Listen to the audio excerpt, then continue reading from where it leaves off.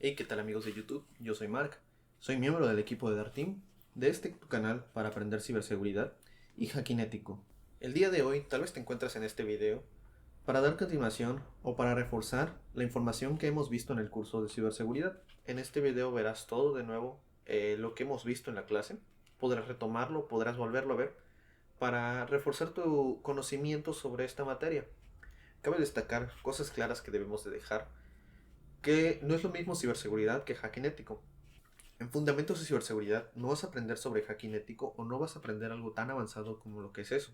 Sí aprenderás, como lo decimos, fundamentos para poder adentrarte a este mundo de la ciberseguridad, para poder aprender cada día más y para poder tener nociones a qué es lo que te enfrentas al empezar en este hermoso mundo que es la ciberseguridad y el hacking ético. Sin más que decir, empecemos con el video. Comencemos con la primera clase. Este curso es de Fundamentos de Ciberseguridad y será impartido por mí. Aquí vemos mi información. Soy licenciado en Diseño Gráfico e Ingeniero en Sistemas Computacionales, así como también me especializo en ciberseguridad. Bueno, comencemos. Primero, tenemos qué es la ciberseguridad, pero no nos quedemos con el simple hecho de pensar o la idea que tenemos al buscar simple y sencillamente en el navegador, en internet, qué es la ciberseguridad, sino quedémonos con la esencia, a qué se refiere o qué hace la ciberseguridad. Pongamos un ejemplo muy claro. Primero, lo que buscamos proteger. En ciberseguridad, como tenemos en la parte de abajo, protegemos información personal y financiera. Entre otras cosas, lo que buscamos es defender o tener de manera segura todo esto. Ahora, teniendo en cuenta eso, ya sabemos que tenemos métodos, procesos, herramientas, o sea, todas las variantes o todas las cosas que podemos hacer para poder mantener segura nuestra información, nuestros datos, entre otras cosas. Ahora sí, tenemos qué es la seguridad física y la seguridad digital.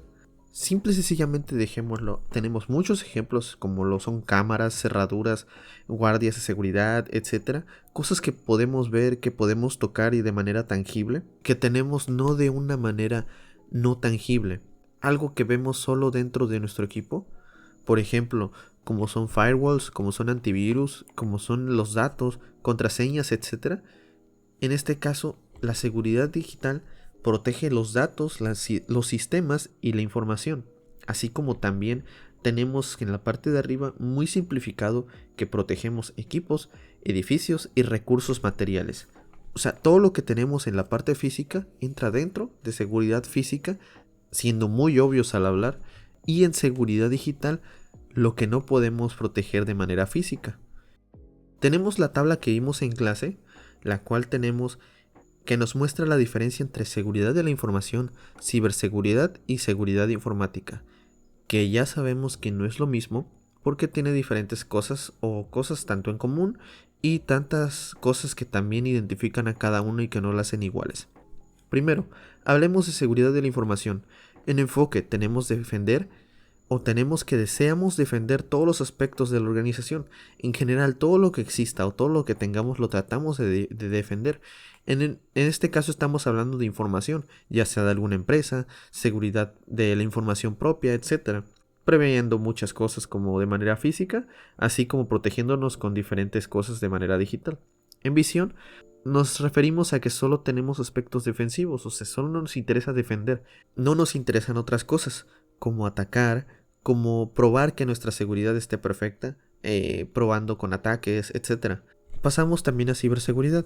Esto, en nuestro enfoque, quiere decir que enfocamos todo lo que está en el ciberespacio, todo lo que podemos tener almacenado o que podemos ver de manera digital. En el alcance lo tenemos solo digital, no lo tenemos de manera física, no lo podemos defender de una manera física, de cierta manera. Así como en este caso tenemos aspectos defensivos y ofensivos, no solo nos centramos en uno solo.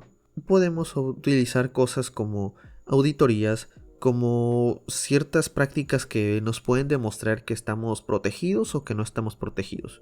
Por último, pasemos a la seguridad informática. Aquí tenemos el enfoque. Decimos que se enfoca en dispositivos informáticos. Queremos defender de manera digital todo lo que tenemos o todo lo que guardamos, o equipos, programas y datos. Buscamos estar preparados para proteger, para cuidar nuestra información. Tenemos el subtema de amenazas digitales. En este caso hablaremos muy poco de esto, porque tenemos que son muy pocas amenazas digitales las que estamos mostrando aquí. Phishing. Pasemos a phishing, el cual es correos, mensajes falsos que buscan engañarte. El phishing no es más que un tema que si gustan lo podemos hablar más a fondo, pero tratan de engañarnos o fingiendo ser algo u otra cosa. ¿Para qué? Para que puedan tomar o así le podamos dar información a las personas que buscan eso y que de cierta manera a medio de engaños puedan obtener algo útil de nosotros. El ransomware es aún peligroso y la diferencia que tenemos es que secuestra los archivos o, por así decirlo, toma nuestros datos, nos los encripta por ciertas cantidades de dinero.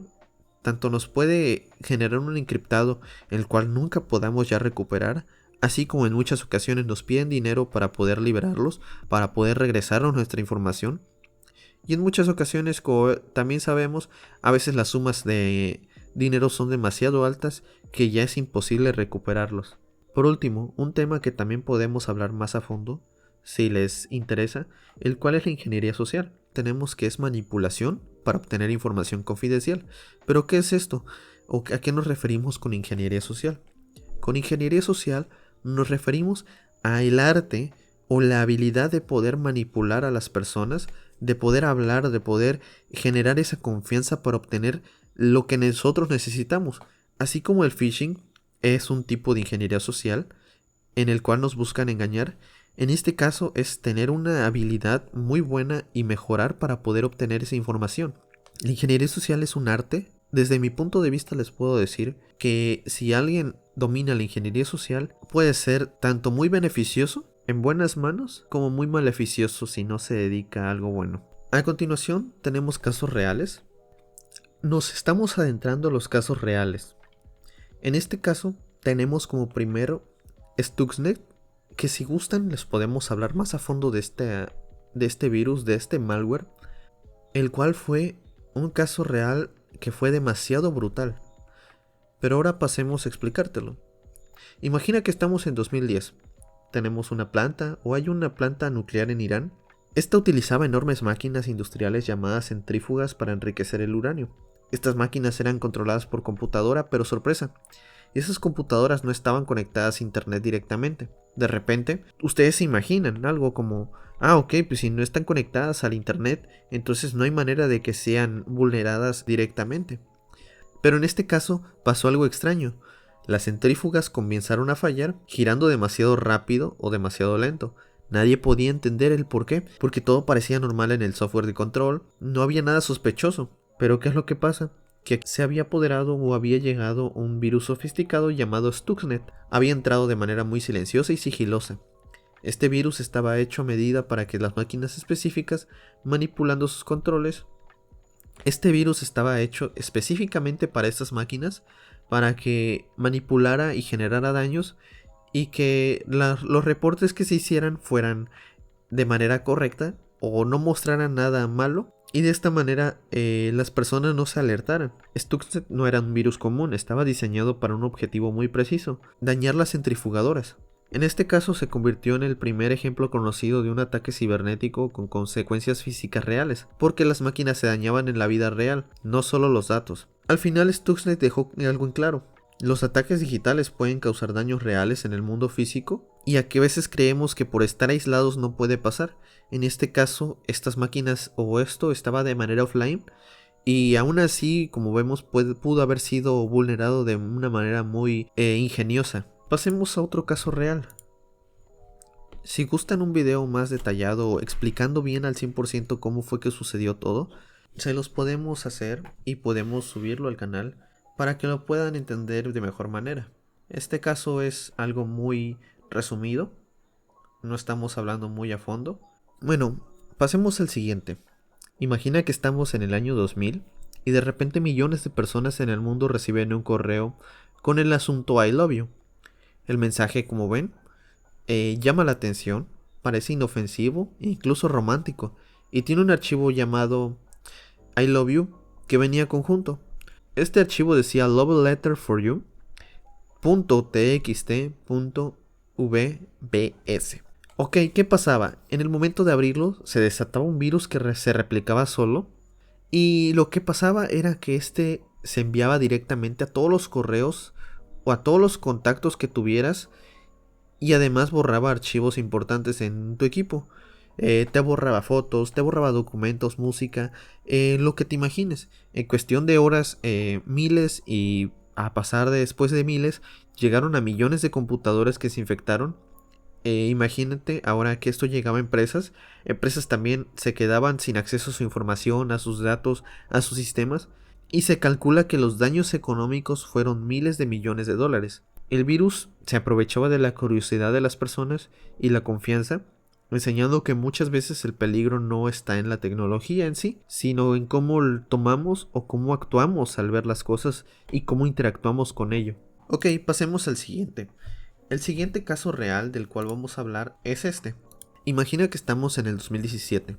De repente miles de computadoras en todo el mundo comienzan a mostrar un mensaje. En este caso, llegaba un mensaje al cual decía: tus archivos han sido cifrados, paga un rescate para recuperarlos. Este era un ransomware.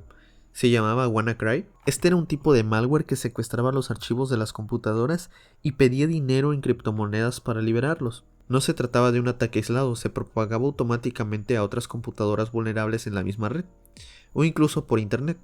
Lo más preocupante es que afectó a hospitales, empresas y gobiernos. Interrumpía servicios críticos. Por ejemplo, en hospitales, en Reino Unido, por ejemplo, tuvieron que cancelar operaciones y derivar pacientes porque los sistemas no podían acceder a la información. WannaCry le mostró al mundo algo muy importante: y no aplicas la seguridad correcta, incluso aunque seas una grande organización, puedes quedar paralizada ante un ataque como este. Pasemos al siguiente. Y este tiene que ver para las personas que les atrae o les gustan las bases de datos. En 2003, de repente el internet empezó a ralentizarse. No era un problema de los servidores, no era problema de algún proveedor ni del equipo que estuvieras usando. Era un malware pequeño. Era muy rápido, la verdad. Era llamado SQL Slammer. Este estaba propagándose a una velocidad increíble.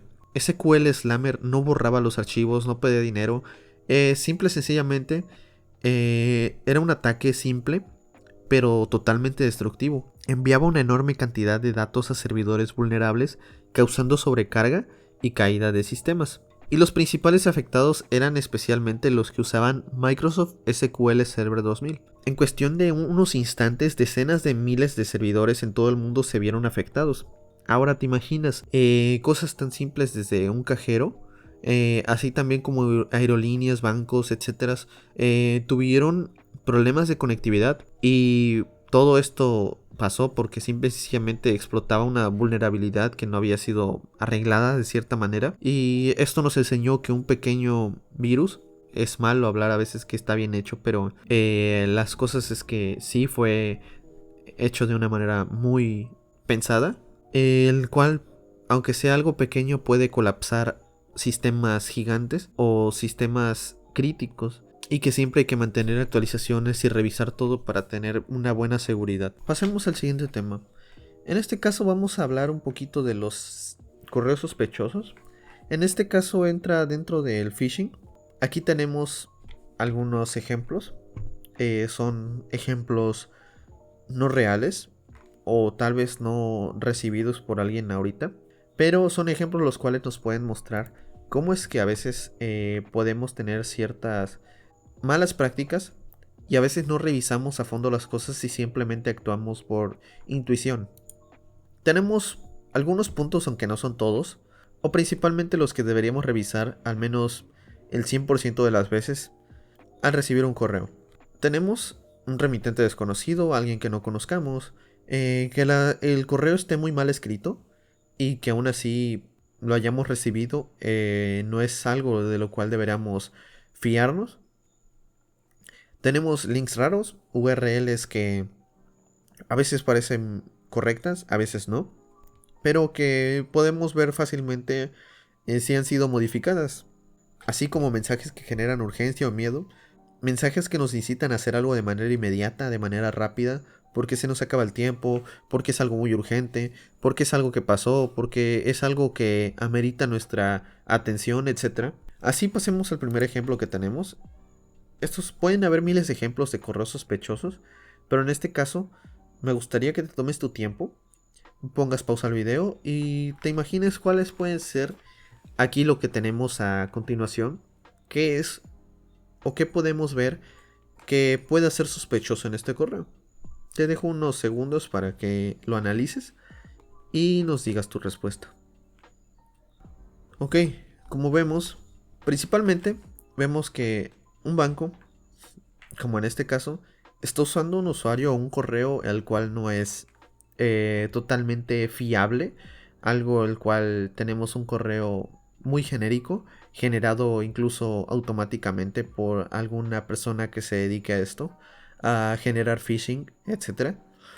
Tenemos que simple y sencillamente se refiere a ti como de manera genérica, no se refiere cuando a veces los bancos tienen tu información y muchas veces se refieren a ti por tu nombre completo e información de ese tipo. Ellos tienen acceso a todo esto, como para que simple y sencillamente a veces se refieran a ti como estimado cliente o usen algo muy genérico en todos los correos de phishing que usan. En este caso vemos uno de los principales puntos, el cual es que está generando urgencia. Nos está generando miedo, ya que si, como vemos, en 24 horas tendremos un acceso suspendido, como lo dice aquí, el cual está apurándonos o de cierta manera obligándonos a hacer algo, a actuar de inmediato, para que esto no pase a mayores. Y como vemos, tenemos el primero, una de las cosas más importantes que muchas veces no revisamos y es muy obvia. En este caso, que tenemos simple y sencillamente una URL que a veces, aunque al principio parezca fiable, si ponemos atención, la misma URL nos va a decir, nos va a dar pistas de la cual está muy elaborado o demasiado específico de alguien que se dedica a hacer phishing o quiera simple y sencillamente que accedamos a eso para poder ya sea descargar un archivo, entre otras cosas. Para las personas que ya saben algo de programación, saben algo de base de datos o están en alguna carrera de sistemas, pueden saber cómo es que se trabajan estos links. Tenemos este ejemplo. Como ven, se están refiriendo a una persona. Y tenemos algo muy interesante. Te dejo unos segundos para que puedas analizarnos y decirnos tus respuestas. Como vemos en el correo que estamos recibiendo, la persona que lo mandó o el usuario que lo mandó, aunque a veces facturación arroba servicios o eso nos pueda dar un poco de seguridad, si nos damos cuenta tenemos un correo en una terminación algo extraña. Cuando una empresa, ya sea que utiliza algo muy viable como un .com, que puede ser usado por mucho o por muchos usuarios, tenemos algo muy específico, lo cual es un .info. Tenemos un correo que fue específicamente hecho para algo, y en este caso no estamos hablando de la terminación o un correo específico dentro de una empresa. Ahora está usando un texto demasiado genérico, el cual es muy fácil de identificar que simple y sencillamente probablemente fue enviado en masa. Bueno, y sí, tal vez puede generar confianza el hecho de que se dediquen. Y sí, tal vez puede generar confianza el hecho de que se refieran a ti por tu nombre, pero no siempre sencillamente eso es viable. En este caso, como vemos, tenemos algo demasiado genérico y nos está diciendo que revisemos algo. En este caso es un archivo zip. ¿Y qué pasa? Si nosotros muchas veces revisamos este archivo zip, puede tener muchos problemas por confiarnos o por descargar archivos de algún correo, en este caso que no conocemos, que simple y sencillamente por creer que se refirieron a nuestro nombre o que están hablando de algo que conocemos, ya con eso podemos simplemente fiarnos de él. Lo cual, en este caso, puede traer muchos problemas. Y pasemos ya a algo más complicado o algo más complejo. Como vemos, este está un poquito más elaborado. Son ejemplos totalmente hechos, pero aún así no significa que porque algo esté bien hecho o porque algo os parezca muy fácil de identificar o que no tenga ningún problema, sea totalmente seguro. Te dejo unos segundos para que puedas analizarlo. Puedes ponerle pausa al video, como decíamos antes, para que nos puedas dar tu respuesta. Ok, tenemos que sí, se están refiriendo a ti por tu nombre. Vaya, algo muy raro en este tipo de casos. Ya hemos hablado de muchas cosas antes. En este caso, están siendo demasiado explícitos y demasiado certeros, por así decirlo, en datos que nos están dando. Tal vez esta idea, tal vez las cosas que nos están dando no son reales, pero nos están generando confianza. Pero si ponemos atención, ¿cómo una empresa nos daría información tan confidencial o información tan exacta de qué es lo que está pasando? Tal vez sí, ellos tengan esa información, pero no tendrían por qué darnos esos datos o cosas no tan necesarias para poder generar seguridad a uno mismo. ¿El por qué? Ellos buscan ganar tu confianza para que así tengas seguridad y hagas lo que ellos te dicen. En este caso de phishing tenemos otros dos puntos, los cuales hablaremos ahorita. Uno, nos dan datos de contacto. Muchas veces no los dan, a menos de que sean cuestiones demasiado específicas, pero no deberían de darnos datos de contacto, ya que simple y sencillamente el hecho de que sea una empresa grande, tenemos la manera de contactarnos con ello. Pero aquí hay algo interesante dentro de esto. Vamos a analizarlo. La URL parece totalmente normal, parece totalmente viable, pero ¿qué es lo que pasa? Algo que muchas veces pasamos desapercibido por el hecho de que a veces las cosas parezcan muy, pero demasiado perfectas. Es el simple hecho de que no revisamos a veces las cosas. Y en este caso, analicemos un poquito el HTML pero en este caso, analicemos un poquito el HTML o el código HTML de este correo. ¡Qué sorpresa! Si nos damos cuenta en la URL real no es la que nos aparece ahí. Es una muy buena práctica que podemos usar para revisar si es que una URL que parece real en verdad lo es. Pero mi pregunta es, ¿siempre tenemos esa seguridad o siempre seguimos pasos para revisar que algo sea verídico? ¿O a veces simple y sencillamente solo lo hacemos por intuición? ¿O porque ya no nos importa o porque tenemos prisa? Sería bueno que empieces a tomar medidas, que empieces a pensar antes de actuar y tener una buena práctica de seguridad digital. Como vemos, también tenemos unos tips para detectar malware, para detectar phishing, cosas así. Primero, uno de los puntos más importantes es que si no conoces el enlace, como anteriormente lo decíamos, simple y sencillamente no los des clic, no los abras. ¿Por qué? Porque pueden ser peligrosos. También, como también lo comentamos anteriormente, los archivos sospechosos pueden ser muy brutales y pueden desarrollar o nos puede desencadenar en algo no muy bueno. Así que si ves un archivo que no estás seguro de quién te lo mandó o simplemente lo tienes, no le des clic solo por darle clic o porque quieres saber qué es lo que pasa. Como les decía antes, verifica los remitentes. Si es que no conoces quién es o quién te está hablando o no tenías nociones de que alguien te fuera a enviar algo, no lo hagas, no abras links y mucho menos de personas que no conoces o usuarios desconocidos. También usa contraseñas fuertes y únicas. Eso es para mantener seguras tus cuentas y que otra persona no pueda acceder a ellas de manera tan fácil. Ahora tenemos una pregunta. ¿Alguna vez recibiste un correo sospechoso o tuviste algún problema de seguridad digital? Puedes dejarnos en los comentarios si fue phishing, malware o algo desconocido. Te estaremos leyendo. Por último, hablemos del resumen de esta clase. La ciberseguridad nos dice que protege la información y los sistemas. Ya hablamos al 100% de qué es o qué buscamos con la ciberseguridad, lo cual es proteger, como decimos ahí, información y todo lo que tengamos. Hablamos de la seguridad física, ya sabemos qué es la parte física y la parte digital. Sabemos la diferencia entre seguridad informática, seguridad de la información y ciberseguridad, que es algo muy importante. Las principales amenazas que tenemos, que sabemos que hay muchísimas, pero estas son las principales y hablamos de algunas cuantas el día de hoy. Y por último tuvimos el cómo identificar correos sospechosos y cómo prevenir ataques que fácilmente podríamos evitar si tenemos buenas prácticas. Esto sería todo por el video de hoy y nos vemos hasta la próxima.